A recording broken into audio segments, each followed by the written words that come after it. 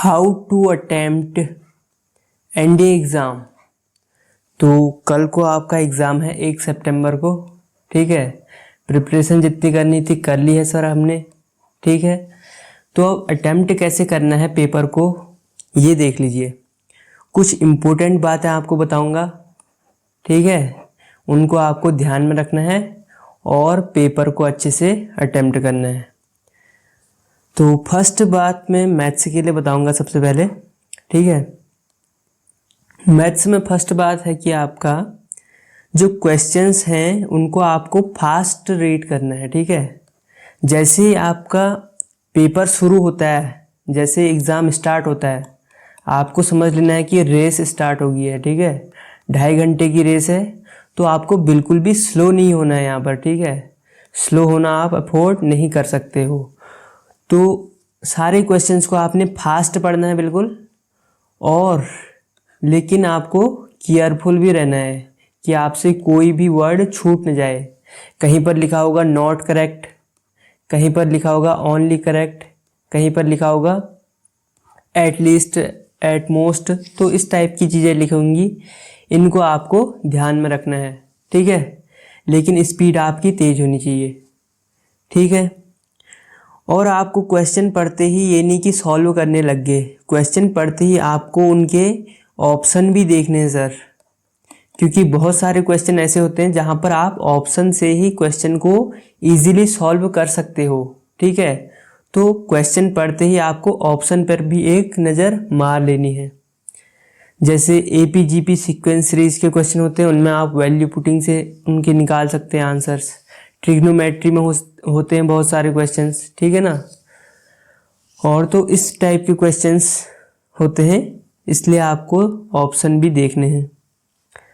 और तीसरी बहुत इम्पोर्टेंट बात मैं आपको बताऊंगा कि जो भी क्वेश्चन आपको डिफ़िकल्ट लगे, ठीक है ना, डिफ़िकल्ट लगे, या फिर जो क्वेश्चन आपसे हो तो जाएंगे लेकिन टाइम ज़्यादा मांग रहे हैं, मतलब टाइम टेकिंग क्वेश्चंस हैं जो, ठीक है, तो उन क्वेश्चंस को आपको अवॉइड करना है। ठीक है, उन क्वेश्चन को आप स्किप कर दो,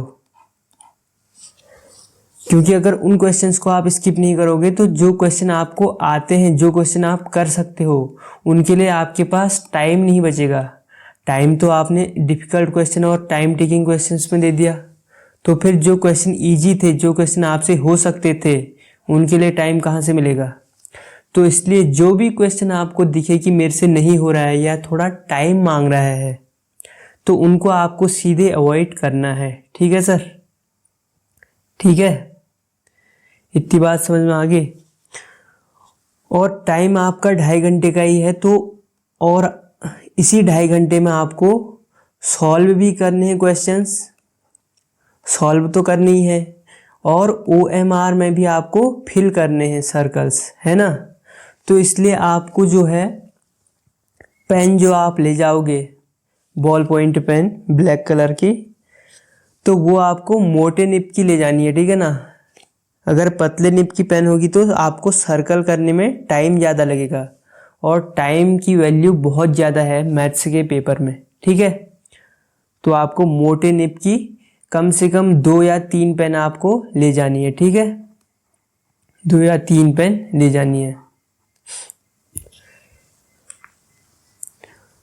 और बहुत सारे क्वेश्चंस में वैल्यू पुटिंग से आप कर सकते हो, तो अगर आपसे डायरेक्ट नहीं हो रहे हैं तो वैल्यू पुटिंग का सहारा आप ले सकते हैं बहुत सारे क्वेश्चंस में। ठीक है ना, तो इसको भी दिमाग में रखना है, ये नहीं कि फॉर्मूला लगा के क्वेश्चन को लॉन्ग मेथड से कर रहे हैं। ठीक है, और एक इम्पोर्टेंट बात और है मैथ्स में कि आपको पेपर पूरा देखना है सर।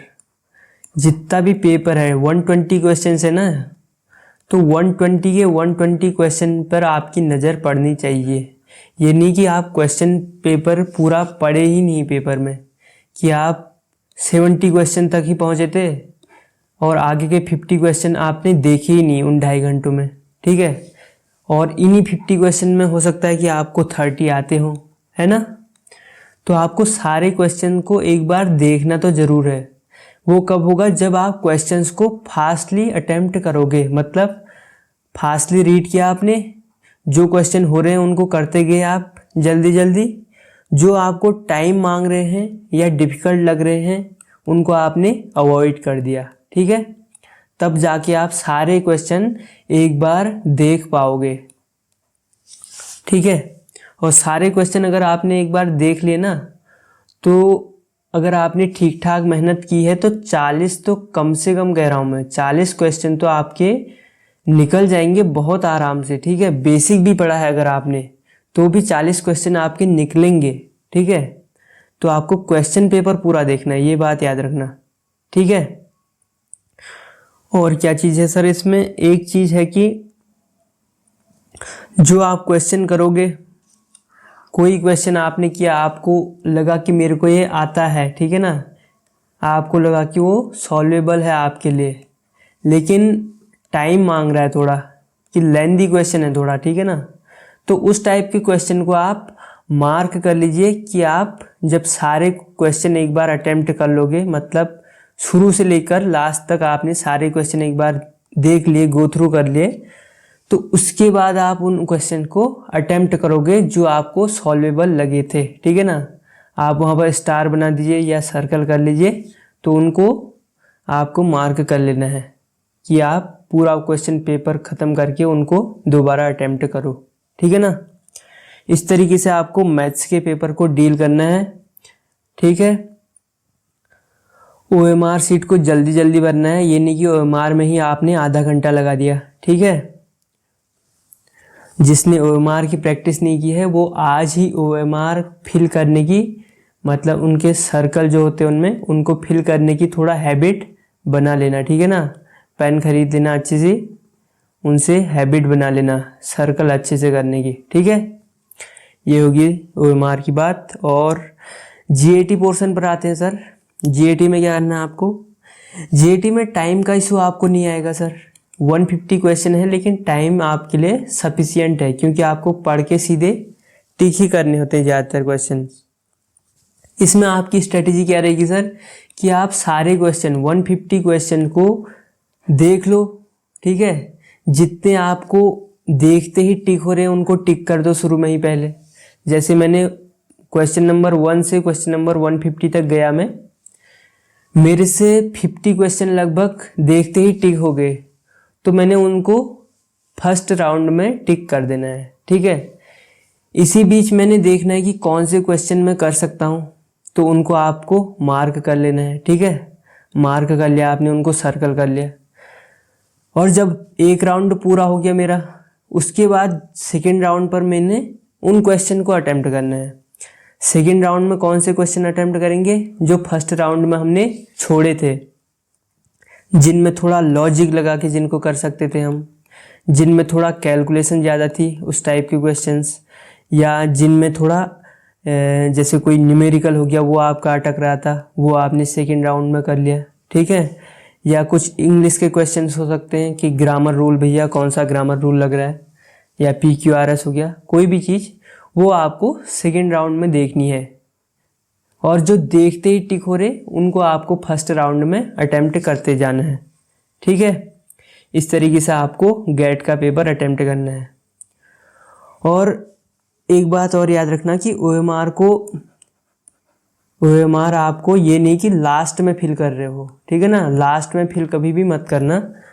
अगर आपके 50 क्वेश्चन हो गए हैं तो आप एक बार फिल कर लीजिए, फिर आपके नेक्स्ट 50 क्वेश्चन हो गए हैं तो आप फिल कर लीजिए, फिर उसके बाद लास्ट 50 वाले क्वेश्चन हो गए हैं तो तब कर लीजिए। या जो भी हो, आप ऐसा भी कर सकते हो कि फर्स्ट 1 घंटा हो गया तो 1 घंटे में आपने सारे टिक कर दिए, उसके बाद दूसरा घंटा हो गया तो दूसरे घंटे में भी आपने सारे टिक कर दिए, उसके बाद लास्ट में तो आपने आधा ही घंटा बचा तो उस आधे घंटे में 25 मिनट के बाद आपने सारे फिर टिक कर देने हैं, ठीक है ना। तो इस टाइप से भी आप OMR फिल कर सकते हैं। ये मत करना कि हर एक क्वेश्चन के बाद आप सर्कल फिल कर रहे हो, ठीक है ना, खासकर मैथमेटिक्स में, क्योंकि मैथ्स में इतनी बार आप OMR को फिल करते रहोगे बीच बीच में तो आपका टाइम वेस्ट होगा, ठीक है ना।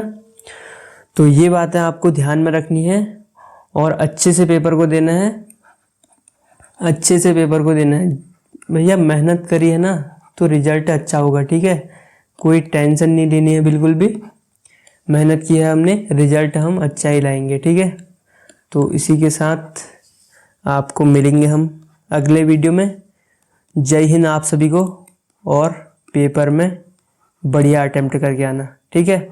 और मेरे को मैसेज में बताना, कमेंट में बताना कि सर इतने क्वेश्चन हुए हमारे, ठीक है। थैंक यू भाई।